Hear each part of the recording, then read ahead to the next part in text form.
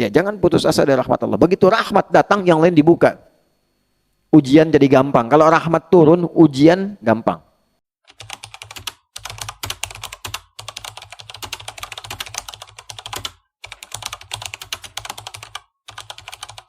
Assalamualaikum warahmatullahi wabarakatuh. Jadi mulai sekarang keluarkan pedoman berkehidupan dari Nabi. Dari pikiran, ke mata, ke telinga, ke lisan, sampai ke ujung kaki. Jelas? Nah, nanti kalau sudah dapat kita itu, turun ampunan Allah, maka rahmat Allah dicurahkan. Yang sebesar apapun, kalau rahmat turun, udah selesai semua. Itu yang dimaksud Quran, surah ke-39 ayat 53. Ya, Qul ya ibadiyalladzina asrafu ala anfusihim la taqnatu mir rahmatillah.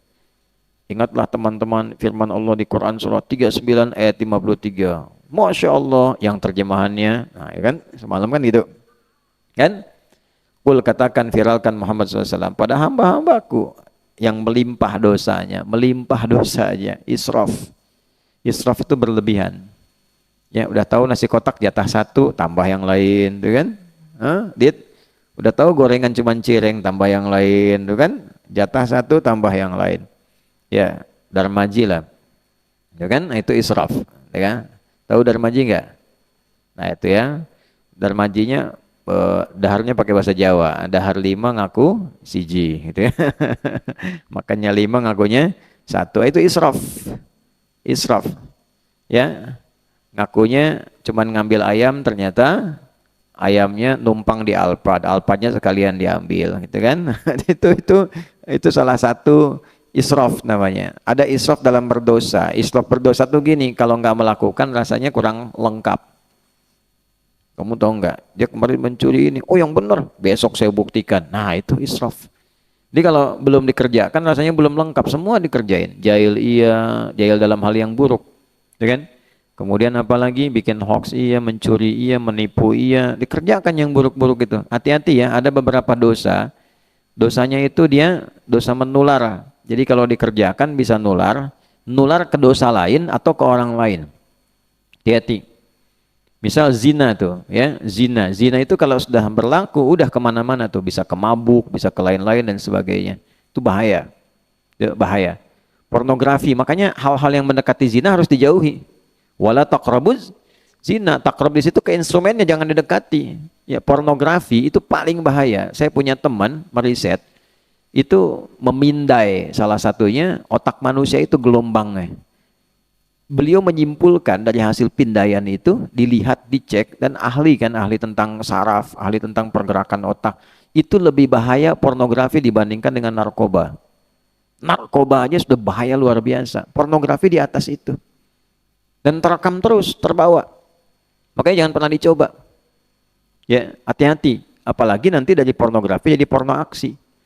Itu berbahaya dan mengganggu, karena di otak kita kan ada 2 bagian yang berfungsi, otak kanan, otak kiri. Ya, otak kiri untuk memformulasikan rumus-rumus dan sebagainya. Otak kanan untuk imajinasi. Nah, imajinasi ini kadang-kadang lebih kuat dalam kondisi tertentu dan bisa berpengaruh kepada otak kiri. Ya, gampangnya gini, kalau lagi ngafalin Quran, itu kan otak kiri berperan tuh, ramu, narik lagi. Tapi kan sering terganggu, setan masuknya ke otak kanan, bukan kirinya. Makanya ketika baca, mau ngapalin, membayangkan apa. Terjadi nggak begitu? Tiba-tiba dipindahin. Itu kan?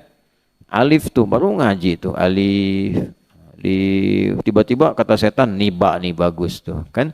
Atau dikasih bayang-bayang di luar.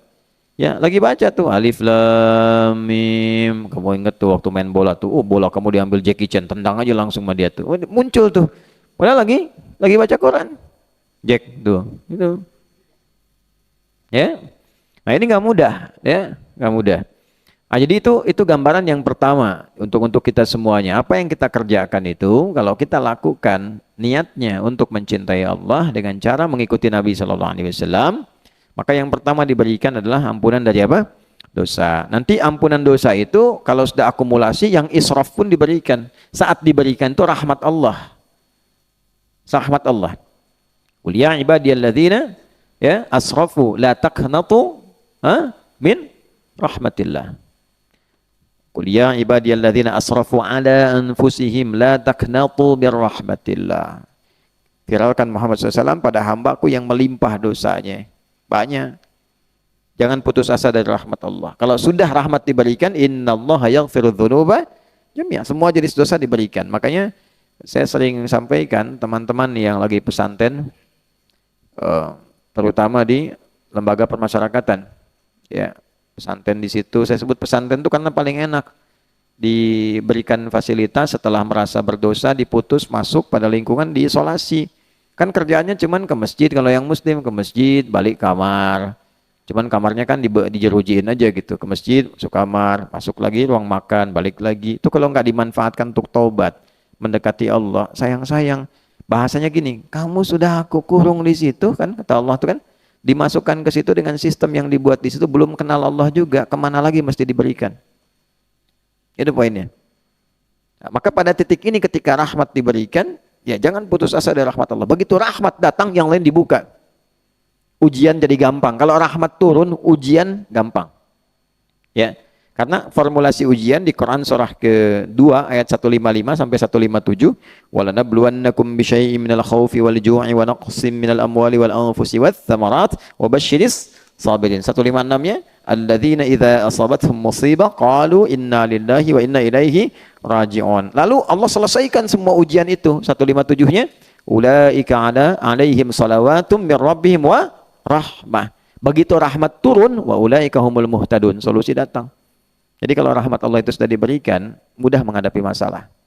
Ilmu, ya, wa wajada 'abdan min ibadina atainahu rahmatan min indina wa 'allamnahu min ladunna ilma. Ya, Quran surah 18 ayat 65. Ilmu datang, itu rahmat.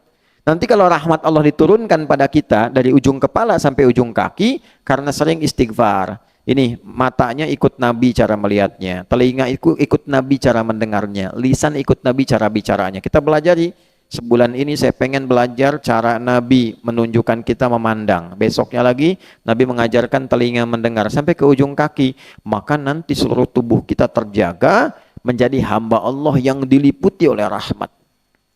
Ya, nama Allah yang memberikan rahmat di dunia yang cukup luas, Rahman.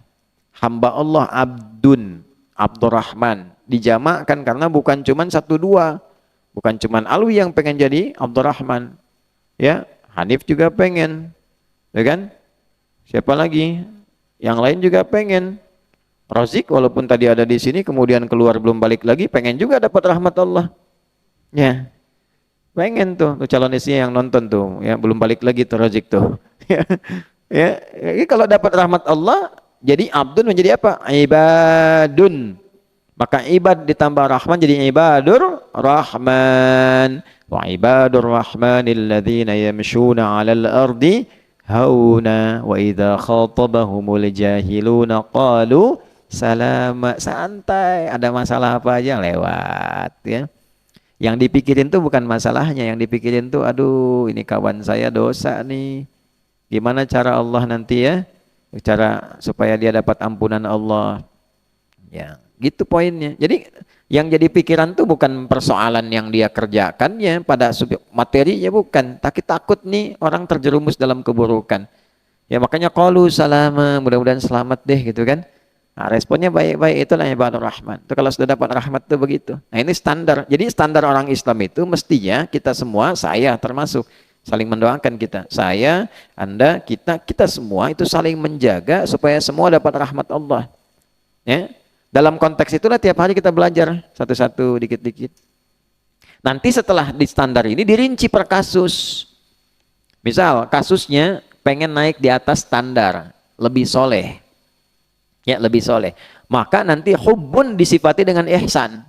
Sudah dicintai Allah dan ibadahnya juga selalu merasa diawasi Allah. Jadi gabungan antara, ya, muhibbin dengan muhsinin disatukan jadi satu tuh. Dia dapat cinta Allah karena sifat ihsannya, tuh. Gitu. Dapat cinta Allah karena sifat ihsannya. Karena dia gabungkan dua itu, maka saat pulangnya saking rahmat Allah itu luas, disuruh masuk surga, luasnya seluas langit dan bumi.